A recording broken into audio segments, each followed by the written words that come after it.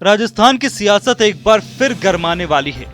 12 जिले की अंता विधानसभा सीट पर उपचुनाव की घोषणा हो चुकी है। 11 नवंबर को वोटिंग होगी और 14 नवंबर को परिणाम आएंगे। चुनाव आयोग ने इसकी औपचारिक अधिसूचना 13 अक्टूबर को जारी करने का ऐलान किया है। उम्मीदवार 21 अक्टूबर तक नामांकन दाखिल कर सकेंगे। 23 अक्टूबर को जांच होगी और 27 अक्टूबर तक नाम वापसी की प्रक्रिया चलेगी।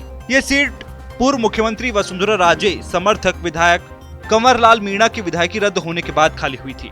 कंवरलाल मीणा को एसडीएम पर पिस्टल तानने के 20 साल पुराने मामले में दोषी ठहराए जाने के बाद मई में उनकी सदस्यता खत्म कर दी गई थी।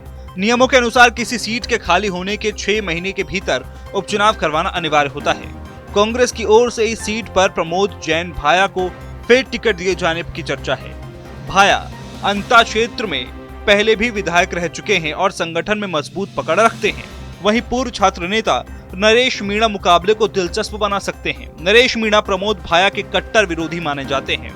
अगर कांग्रेस भाया पर दांव लगाती है तो नरेश मीणा के निर्दलीय उतरने की संभावना जताई जा रही है। पिछले साल उन्होंने देवली उनियारा सीट से निर्दलीय उम्मीदवार के रूप में चुनाव लड़ा था, जिसमें कांग्रेस को हार का सामना करना पड़ा था। ऐसे में कांग्रेस नेतृत्व के सामने उम्मीदवार चयन को लेकर पेचीदगी बढ़ सकती है। भाजपा में भी टिकट को लेकर रस्साकशी तेज है। संगठन पूर्व विधायक सहित कई स्थानीय नेताओं के नामों पर मंथन कर रहा है। अंता सीट को वसुंधरा गुट का गढ़ माना जाता है।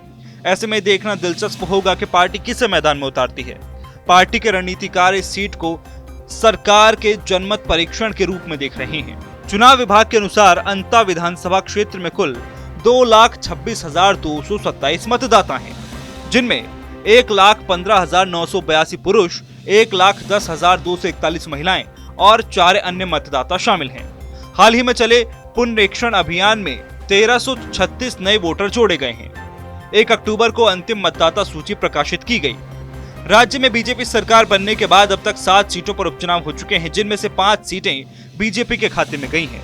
कांग्रेस को अब तक केवल 1 सीट मिली है, जबकि आरएलपी को भी बड़ा झटका लगा है। पिछले साल हुए खींवसर, देवली उनियारा, झुंझुनू, दौसा, चौरासी, रामगढ़ और सलूम्बर सीटों के उपचुनावों में बीजेपी ने 5 सीटों पर कब्जा जमाया। पिछले उपचुनावों में कांग्रेस केवल दौसा सीट पर जीत दर्ज कर सकी थी। वहीं खींवसर सीट पर हनुमान बेनीवाल की पत्नी और दौसा सीट पर मंत्री किरोड़ी लाल मीणा के भाई की हार ने सियासी हलचल मचा दी थी। इन दोनों हारों की चर्चा आज भी राजस्थान की राजनीति में होती है। हालांकि अंता उपचुनाव के नतीजों से सरकार की संख्या पर कोई फर्क नहीं पड़ेगा, लेकिन राजनीतिक परसेप्शन पर इसका बड़ा असर होगा। अगर बीजेपी सीट जीतती है तो सरकार के कामकाज पर जनता की मुहर के रूप में देखा जाएगा। वहीं अगर हार होती है तो विपक्ष इसे जनता की नाराजगी का संकेत बताकर हमलावर रुख अपना सकता है।